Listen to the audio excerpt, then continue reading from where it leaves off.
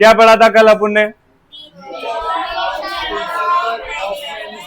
Nature of principle of management. अब आज अपन पढ़ेंगे significance of principle of management. Significance का मतलब क्या होता है पता है? इंपॉर्टेंस। क्या होता है?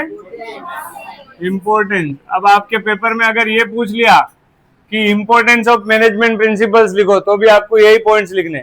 सिग्निफिकेंस ऑफ मैनेजमेंट प्रिंसिपल पूछा तो भी आपको यही पॉइंट लिखना है। मालूम पड़ा? इंपॉर्टेंस पूछा और तुम लोग ये तो पढ़ाया ही नहीं, ये तो बुक में था ही नहीं, रॉन्ग क्वेश्चन ऐसा लिख के आ जाओगे उधर, है ना? ऐसा कुछ नहीं है। सिग्निफिकेंस मतलब क्या होता है? इंपॉर्टेंस। मैनेजमेंट प्रिंसिपल्स के क्या इंपॉर्टेंस होते हैं वो अपने को समझने। एक बंदा होता है मैनेजर कंपनी में। कौन होता है? अब आप सब अपने आप को वो मैनेजर समझ लो। आप सब किसी ऑर्गेनाइजेशन के मैनेजर हो। क्या हो? और अपने आप को मैनेजर समझ के ही ये सारे पॉइंट अपने को पढ़ने हैं, ठीक है? मैंने तो अपने आप को मैनेजर समझ लिया। First point, provides useful insight to manager. अगर मैं मैनेजर हूं और मैं प्रिंसिपल को प्रॉपर फॉलो करता हूं तो वो प्रिंसिपल्स जो है मेरे को बहुत सारी ऐसी यूजफुल चीजें बताएंगे जिससे मैं कंपनी को आराम से चला सकता हूं। क्लियर हुआ? अगर मैं कंपनी का मैनेजर हूं तो ये जो प्रिंसिपल्स हैं ये मेरे लिए बहुत यूजफुल है, क्योंकि ये मुझे कंपनी की बहुत इंपॉर्टेंट इंफॉर्मेशन प्रोवाइड करेंगे। बहुत इंपॉर्टेंट इंफॉर्मेशन प्रोवाइड करेंगे जिससे क्या होएगा, मैं आराम से अपना काम कंप्लीट कर सकता हूं। तो किसी भी मैनेजर को कंपनी की डिटेल इंफॉर्मेशन के लिए किसके बारे में जानना पड़ेगा? वहां पे जो रूल्स अप्लाई होते हैं वो रूल्स के बारे में पता चल जाएगा। तो मैनेजर, कोई नया मैनेजर भी आया कंपनी में तो सबसे पहले क्या देखेगा वो? जब उसको रूल्स पता चल जाएगा तो वो अपने आप आराम से ऑर्गेनाइजेशन में काम कर सकता है। तो ये फर्स्ट पॉइंट बोलता है provides useful insight to manager. Principle जो है मैनेजर को यूजफुल इंफॉर्मेशन प्रोवाइड करते हैं। क्लियर है first point? Second point, helpful in efficient utilization of resources. जब हर चीज पे प्रिंसिपल्स अप्लाई हो जाते हैं, रूल अप्लाई हो जाते हैं, तो जो रिसोर्सेस अपने पास अवेलेबल होते हैं वो सारे रिसोर्सेस को आप इफेक्टिव तरीके से यूटिलाइज कर सकते हो। रिसोर्सेस पता है क्या होता है? एक प्रोडक्ट को बनाने के लिए जो भी सोर्सेस लगते हैं वो रिसोर्सेस है ना? वो रिसोर्सेस को अच्छे से यूटिलाइज करना। अच्छे से यूटिलाइज करना मतलब अच्छे से उसको क्या करना? यूज करना। तो किसी भी रिसोर्सेस को अच्छे से यूज करने के लिए आपको क्या करना पड़ेगा? रूल्स को फॉलो करना पड़ेगा। अगर प्रॉपर जो रूल्स लगे हुए वो रूल्स को प्रॉपर फॉलो नहीं करेंगे तो आप अपने रिसोर्सेस को अच्छे से यूटिलाइज नहीं कर पाओगे। फॉर एग्जाम्पल समझो, कोई कंपनी में एम्प्लॉयज काम करते हैं, ठीक है? वहां पे टाइम का रूल है कि टाइम पे आना है, 9 बजे आना है, 6 बजे जाना है, ये टाइम का रूल है। अगर ये रूल ही अप्लाइड नहीं है, ये रूल को हम फॉलो ही नहीं कर रहे तो एम्प्लॉय कभी भी आएगा, कभी भी जाएगा। तो ह्यूमन रिसोर्सेस है, एम्प्लॉय कौन है वो? तो ह्यूमन रिसोर्सेज का अच्छे से यूटिलाइजेशन हो रहा है क्या? नहीं हो रहा है। अगर रूल सही से अप्लाइड नहीं रहेगा तो ह्यूमन रिसोर्सेज अच्छे से यूटिलाइज नहीं होगा। अब ह्यूमन रिसोर्स अच्छे से यूटिलाइज नहीं होगा मतलब जो एम्प्लॉय है वही कभी भी आएगा, कभी भी जाएगा। उसका मतलब जब वो नहीं रहेगा तब मशीन बंद रहेगी। मशीन बंद रहेगी ना, तो मशीन भी एक रिसोर्सेज है, तो वो रिसोर्सेज भी अच्छे से यूटिलाइज होगा क्या? नहीं होगा। अब आपका जो जगह है वहां पे प्रोडक्शन चालू है, उसका रेंट भरते हो तो 24/7 मशीन चलनी चाहिए ना। जैसे अपने भिवंडी में कारखाने चलते 24/7 चलता है ना, ड्यूटी चेंज होती रहती है, कारखाने एनी टाइम चलते। तो वो क्या कर रहे हैं? मशीन का 100% यूटिलाइजेशन कर रहे हैं। उसके साथ साथ जो जगह पे मशीन लगी हुई है उस जगह का 100% यूटिलाइजेशन कर रहे हैं। उसको बोलते हैं यूटिलाइजेशन ऑफ रिसोर्सेज। तो जितना आप रूल्स अच्छे से अप्लाई करके रखोगे उतना अच्छे से आप क्या करोगे? जितने भी रिसोर्सेज अवेलेबल है आपके पास प्रोडक्ट को बनाने के लिए, वो सारे रिसोर्सेज को आप अच्छे से यूज कर सकते हो। 2 टाइप के रिसोर्सेज होते हैं, फिजिकल रिसोर्सेज और ह्यूमन रिसोर्सेज। तो कितने टाइप के रिसोर्सेज होते हैं इसमें लिखना? 2 टाइप के रिसोर्सेज होते हैं, human resources and physical resources. वो दोनों रिसोर्सेज को जब एक्सप्लेन करोगे उसमें लिख देना। दोनों रिसोर्सेज को अच्छे से हमें यूटिलाइज करना है। जब प्रिंसिपल्स अप्लाई होंगे तो एक मैनेजर को हेल्प मिलेगी कि वो सारे रिसोर्सेज को अच्छे से क्या कर सकता है? यूज कर सकता है। क्लियर है दोनों पॉइंट? बाकी हम लोग घर पे तो रिसोर्सेज का यूटिलाइजेशन करते ही है, करते हैं ना? कोई एक एग्जांपल, घर पे कौन सा रिसोर्सेज अपन अच्छे से यूटिलाइज करते हैं, कोई बताएगा? अरे रात को जो चावल बच जाता है सुबह उसको फ्राई करके खा लेते हैं ना, तो वो बेस्ट यूटिलाइजेशन ऑफ रिसोर्सेज है। जो अपने पास रिसोर्सेज बचा हुआ वेस्टेज रिसोर्सेज था उसको भी हमने क्या कर लिया, यूज कर लिया। ऐसे कंपनीज भी करती है, जब प्रोडक्ट बनाती है तो वेस्टेज कम करती है। वेस्टेज कम कब होगा, जब रिसोर्सेज का अच्छी तरीके से यूटिलाइजेशन होगा, मतलब कि रिसोर्सेज का वेस्टेज नहीं होना चाहिए। कंपनी कभी भी अपने एम्प्लॉय को 10 मिनट भी फ्री नहीं बैठने देती। जो काम का टाइम है उस टाइम उसको काम ही करना है। मशीन लग गई है तो उसको मशीन को चलना ही है, बंद रही तो फिर मशीन लगाने का मतलब क्या है। ठीक है, दोनों पॉइंट क्लियर है। थर्ड पॉइंट, साइंटिफिक डिसीजन क्या है। जब एक ऑर्गेनाइजेशन के अंदर रूल्स अप्लाई हो जाते हैं तो वहां के मैनेजर को कुछ भी डिसीजन अंदाजे से लेने की जरूरत नहीं है। एक होता है ना, ये करके देखता हूं हो गया तो ठीक है। अब ऐसे बोलने की जरूरत ही नहीं है। तेरे पास रूल्स बने हुए, तुझे उस रूल को फॉलो करके चलना है। जो तू चाहता है वही होगा। समझ में आएगा। अभी समझो मैंने तुमको रूल बना कर दे दिया कि तुमको 80% लाना है, तो मैंने उसमें आपके 24 घंटे में ऐसे 8 घंटे डाल दिए कि 8 घंटा पढ़ना ही है। तो क्यों नहीं आएगा 80%? 8 घंटा पढ़ोगे तो आराम से आएगा ना।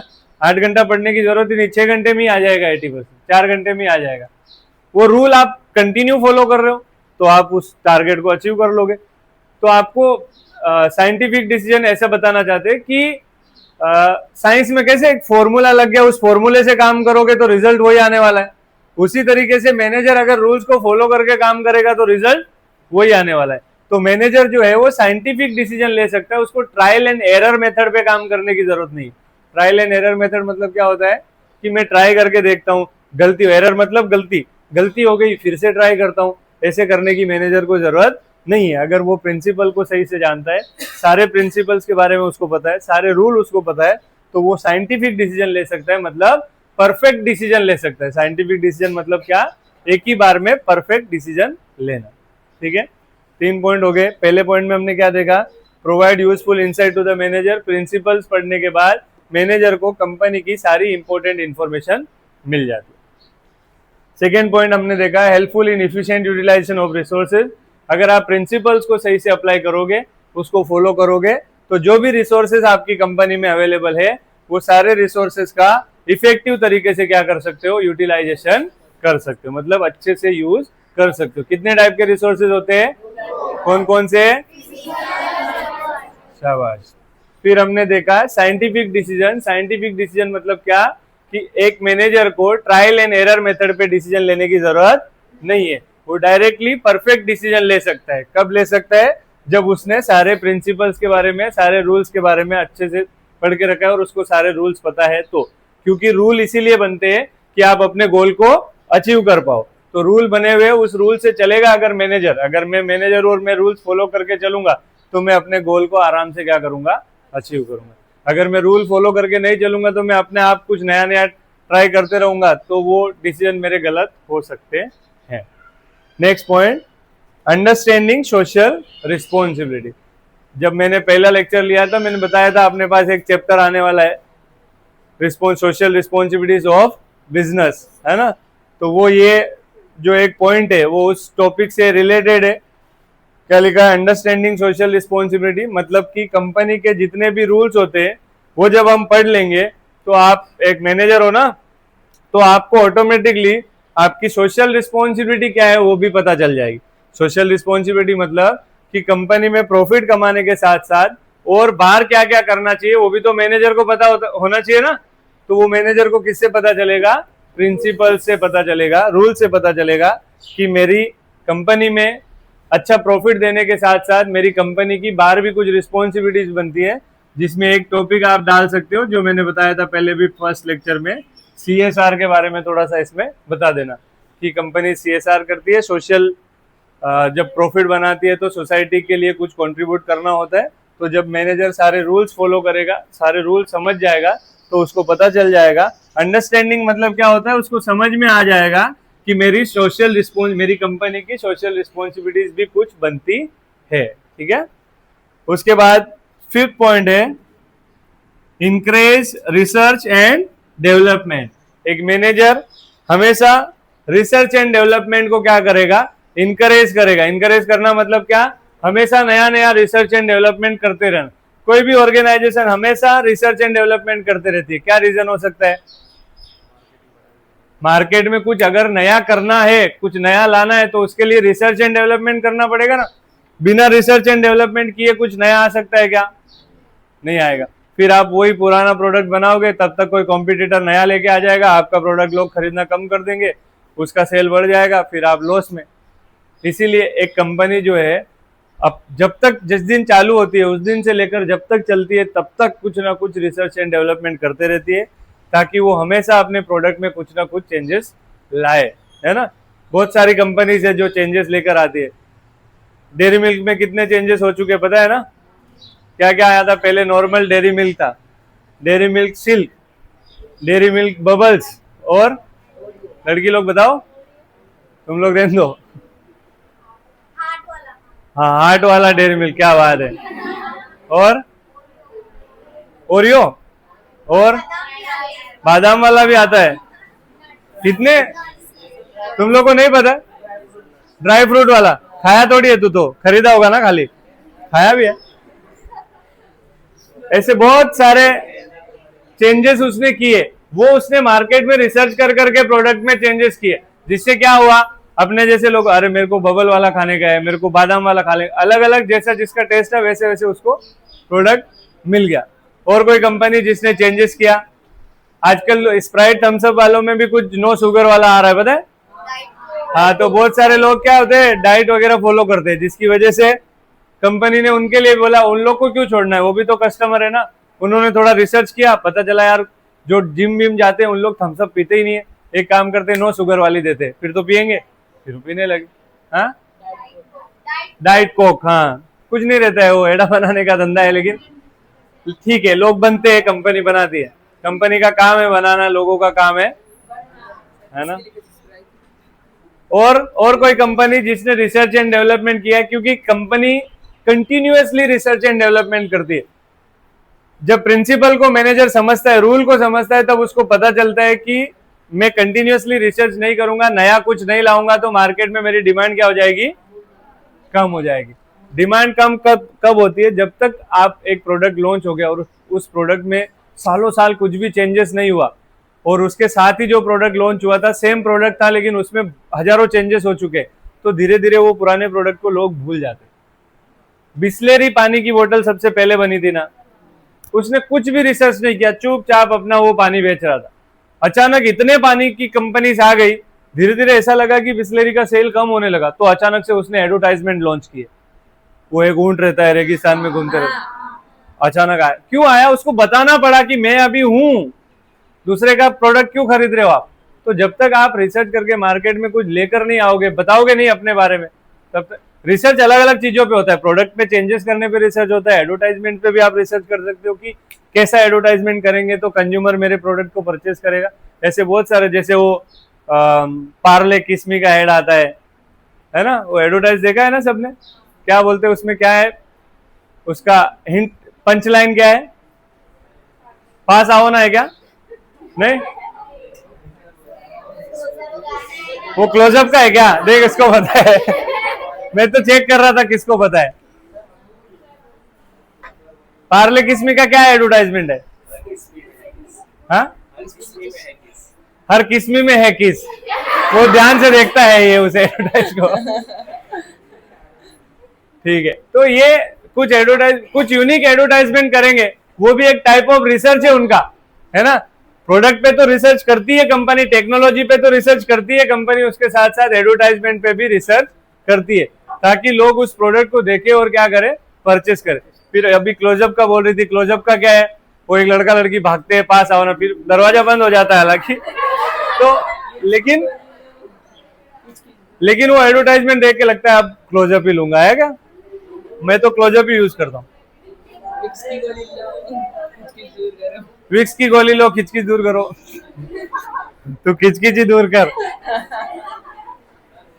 बहुत सारी कंपनीज टेक्नोलॉजी में चेंजेस करती है, न्यू टेक्नोलॉजी लेकर आती है, मतलब कि प्रोडक्ट टेक्नोलॉजी चेंज करना, मतलब कि जैसे कोई ऐसी टेक्नोलॉजी लेकर आई कि वो प्रोडक्ट को फास्ट बनाया जा सके। भिवंडी में ऐसा चेंजेस बहुत बार हुआ। एक टाइम था अपने भिवंडी में कपड़े हाथ से मशीन चलती थी, फिर पावर लूम आया, पावर लूम आने के बाद ऐसा लूम, एक लूम ऐसा है जिसपे 24 घंटे में 100 मीटर कपड़ा बनता है। फिर अचानक से ऐसा अपडेट आया, इतना लंबा लूम था, उसपे 24 घंटे में 300 मीटर कपड़ा बनता है।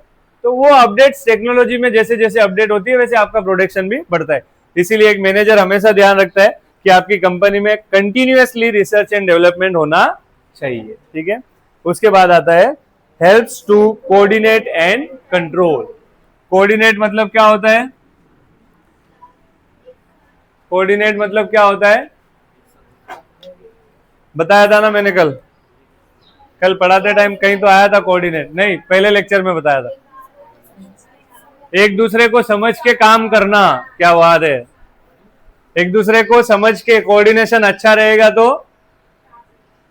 कंपनी का काम अच्छा चलेगा, है ना। अच्छा चलेगा मतलब डिसीजंस वगैरह अच्छे से लिया जा सकता है, पूरा स्मूथ चलेगा।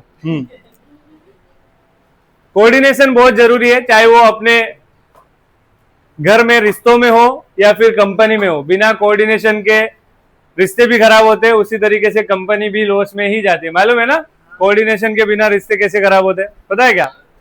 बात बात पे, एक छोटी सी बात पे लड़ाई हो सकती है। दूध घर पे रात को पापा लेकर आते हैं मार्केट से। पापा ने फोन करके मम्मी को बोला आज मैं थोड़ा लेट आऊंगा। दूध के बारे में बात नहीं की उन्होंने,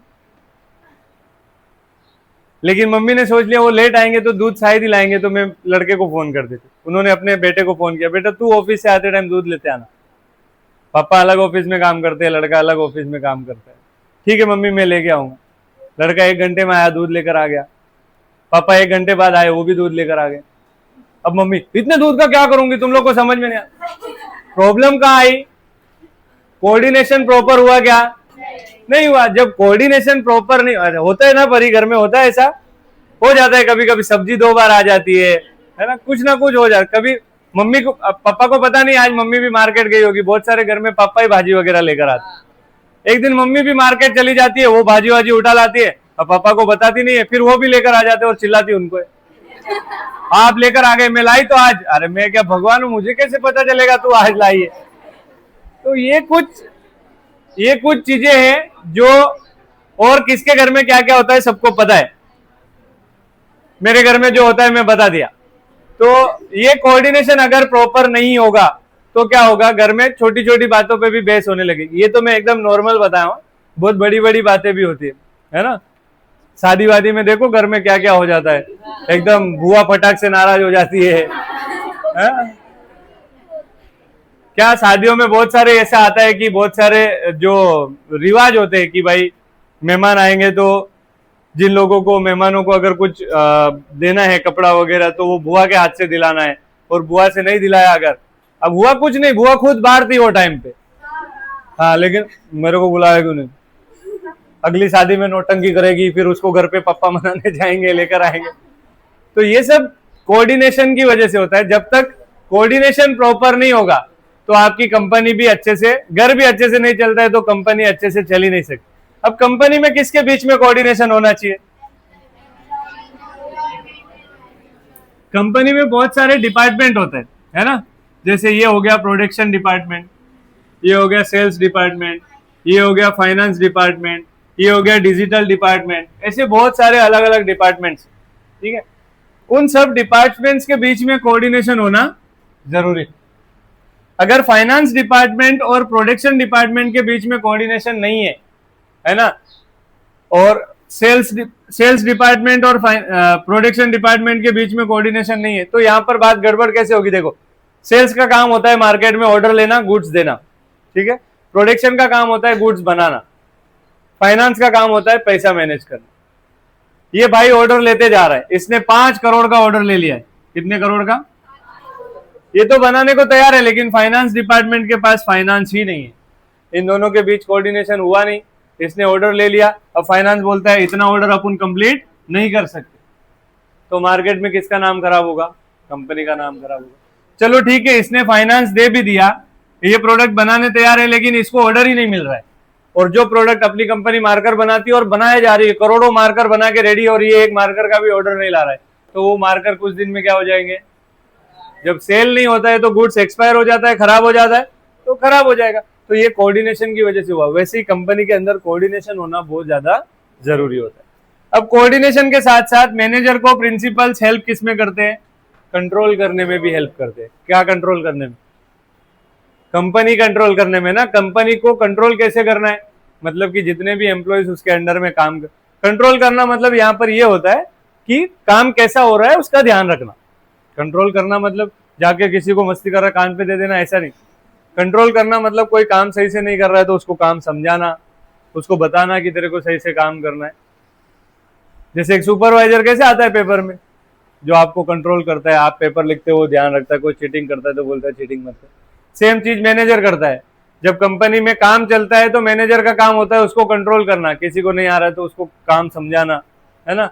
कोई काम अच्छे से नहीं कर रहा है तो उसको काम करने के लिए बोलना, उसको बोलते हैं कंट्रोल करना। तो हेल्प्स टू, हेल्प मतलब कौन हेल्प करता है? ये जो प्रिंसिपल्स है ये हेल्प करते हैं मैनेजर की कि कंपनी को कंट्रोल कैसे करना है और कोऑर्डिनेट कैसे करना है। ठीक है, क्लियर हुआ? Next point, point number 7, develops objective approach. जब भी आप प्रिंसिपल को फॉलो करके काम करोगे, आप अगर किसी कंपनी के मैनेजर हो और आप प्रिंसिपल को फॉलो करके काम करोगे, रूल को फॉलो करके काम करोगे, तो आप हमेशा अपने ऑब्जेक्टिव को अचीव करने के लिए काम करोगे। क्या करोगे? अपने ऑब्जेक्टिव को अचीव कर पाओगे या उसकी तरफ जाओगे, है ना।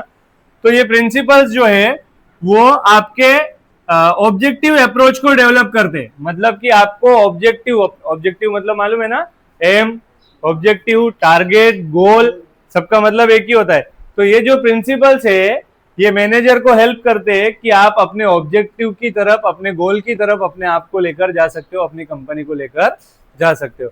कब लेकर जा पाओगे? जब क्या फॉलो करोगे आप? ये रूल्स का इतना इंपॉर्टेंस है कंपनी के अंदर, है ना। ये प्रिंसिपल्स का इतना इंपॉर्टेंस है कंपनी के अंदर। अगर प्रिंसिपल्स नहीं होंगे तो ये सारी चीजें प्रॉपर नहीं होगी। एक मैनेजर कंपनी को समझने से लेकर के गोल अचीव करने तक ये सारे रूल्स के बारे में ध्यान रखता है, ये सारे रूल्स को फॉलो करता है। अगर ये रूल्स फॉलो नहीं करेगा तो वो अपनी कंपनी का गोल कभी भी अचीव नहीं कर पाए। सारे पॉइंट फटाफट वापस एक बार देखेंगे। Provides useful insight to the manager, मतलब क्या कि प्रिंसिपल जो है वो मैनेजर को सारी इंपॉर्टेंट इंफॉर्मेशन प्रोवाइड करते हैं। Helpful in efficient utilization of resources, जो भी रिसोर्सेज अवेलेबल होते हैं वो सारे रिसोर्सेज को अच्छे से यूज करने में हेल्प करते हैं प्रिंसिपल्स। कौन कौन से रिसोर्सेज होते हैं? ठीक है। थर्ड पॉइंट क्या है? साइंटिफिक।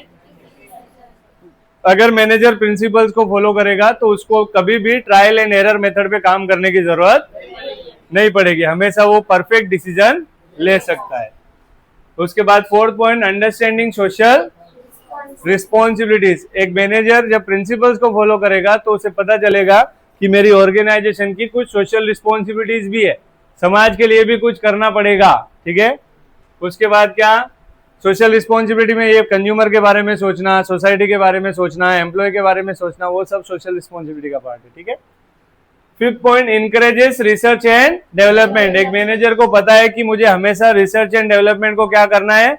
इंकरेज करना है, बढ़ावा देना है, तभी मेरी कंपनी में कुछ नई चीजें आ सकती है और हम अच्छा प्रॉफिट बना सकते हैं।